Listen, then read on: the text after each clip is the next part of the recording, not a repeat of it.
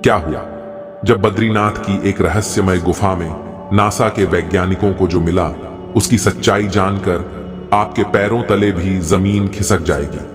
आज की वीडियो में 4 धाम से जुड़ी एक ऐसी यात्रा हम आपको बताने वाले हैं जो वैज्ञानिकों की समझ के भी बाहर है, क्योंकि इस पूरे चमत्कार का जब वैज्ञानिकों ने आकलन किया तो यह भी सनातन के सामने नतमस्तक हो गए और यह कहने को मजबूर हो गए कि इस दुनिया में विज्ञान तो है ही, लेकिन विज्ञान से ऊपर भी कुछ ऐसी दिव्य शक्तियां हैं जो हमेशा इस संसार को चलाती है और भक्तों की मनोकामनाएं पूर्ण करती है।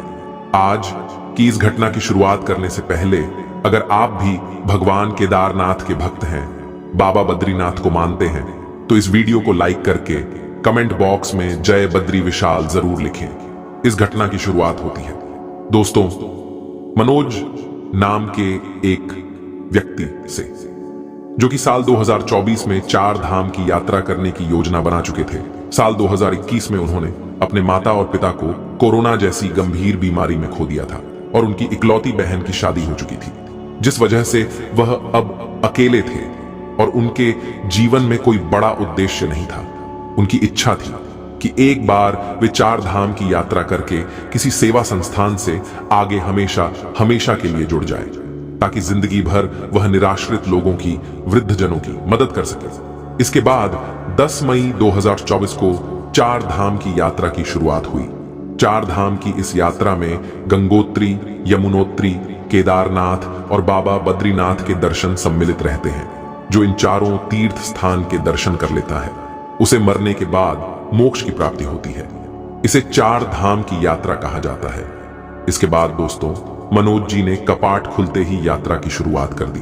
वह 11 मई 2024 को अपने घर से रवाना हुए और 12 तारीख को यमुनोत्री पहुंचकर उन्होंने दर्शन किए, जिसके बाद गंगोत्री और केदारनाथ के दिव्य दर्शन करने के पश्चात बारी थी बाबा बद्री विशाल के दर्शन करने की। यह उनका अंतिम पड़ाव था, जिसके लिए वह बहुत ज्यादा उत्साहित थे, लेकिन मन में भय था, क्योंकि मनोज जी के मन में हमेशा एक शंका रहती थी कि उनका कोई भी काम सही ढंग से सरलता पूर्वक नहीं होता। लेकिन जब उनके 3 धाम बहुत अच्छी तरह से पूरे हो गए तो अब उन्हें चिंता सता रही थी कि बद्रीनाथ धाम में किसी प्रकार की कोई घटना ना हो। लेकिन जब भी बद्रीनाथ पहुंचे तब उन्हें वहां पर बहुत कम मात्रा में भीड़ मिली, जिसके कारण काफी कम समय में उनके बाबा बद्री विशाल के दर्शन हो गए। लेकिन वे उस समय बहुत जल्दी फ्री हो चुके थे, साथ ही उनकी 4 धाम की यात्रा भी पूरी हो चुकी थी। उनके जीवन का उद्देश्य भी पूरा हो चुका था, लेकिन वह बद्रीनाथ जगह और ज्यादा देखना चाहते थे, जिसके लिए वह पास में माना गांव के लिए रवाना हुए। वे प्राकृतिक सौंदर्य का आनंद उठाते हुए पैदल ही इधर उधर विचारण करने लगे। इसके बाद उन्होंने वह दिव्य पर्वत देखे जिन्हें नर और नारायण पर्वत कहा जाता है, जिसका कलयुग के साथ बहुत गहरा संबंध जुड़ा हुआ है।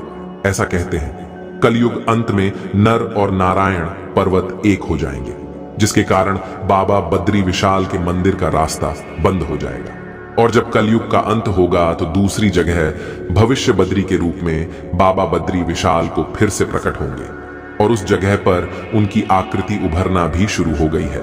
यानी कि नर और नारायण पर्वत की बद्रीनाथ धाम में बहुत मान्यता है। इसलिए मनोज जी ने इन दोनों पर्वत के दर्शन करने के लिए पैदल यात्रा शुरू की, लेकिन उन्हें इस बात का अंदाजा नहीं था आज बाबा बद्री विशाल उनके साथ बहुत बड़ा चमत्कार करने वाले थे। वह दोनों पर्वत इतने बड़े थे कि थोड़े से समय में दोनों को एक्सप्लोरर करना बड़ा मुश्किल था। लेकिन जब वह नारायण पर्वत पर कुछ समय बिता रहे थे तभी उन्हें एक ओम की ध्वनि सुनाई देने लगी और वह ध्वनि बहुत जोर से सुनाई दे रही थी।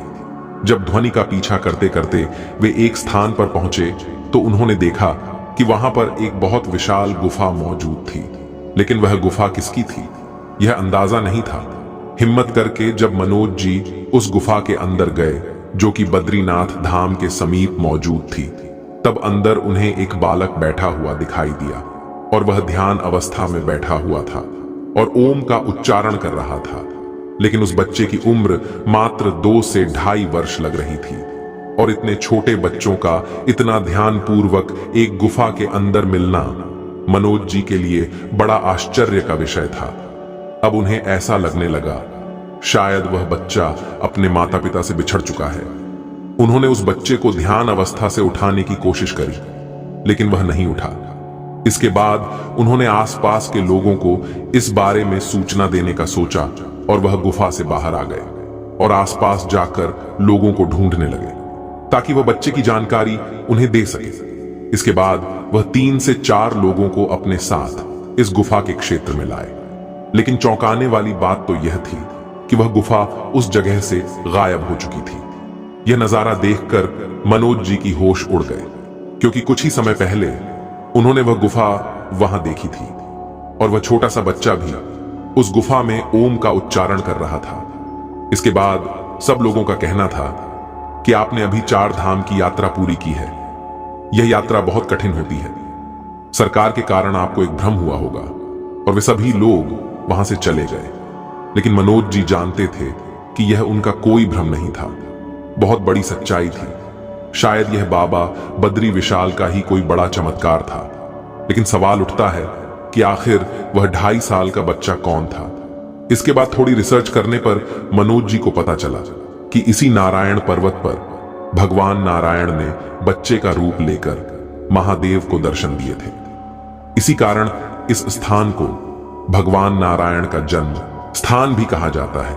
चाहे मनोज जी की बात पर कोई विश्वास करें या ना करें, लेकिन यह सारी सच्चाई उन्होंने अपनी आंखों से देखी थी और मन ही मन विश्वास था कि स्वयं साक्षात नारायण भगवान ने उन्हें बद्री विशाल की एक गुफा के अंदर दर्शन दिए थे। अब चाहे कोई उनकी बात माने या ना माने, लेकिन उनका जीवन धन्य हो चुका था। शायद हो सकता है वह गुफा आज भी उसे जगह पर मौजूद हो, लेकिन हो सकता है बिना दिव्य दृष्टि के या बिना भगवान की मर्जी के कोई उस गुफा को नहीं देख सकता है। इससे पहले भी कई यात्रियों ने बद्रीनाथ के नर और नारायण पर्वत पर कई रहस्यमयी गुफाओं का जिक्र किया है, जिसके तहत नासा के कई वैज्ञानिकों ने भी यहां पर खोजबीन की है।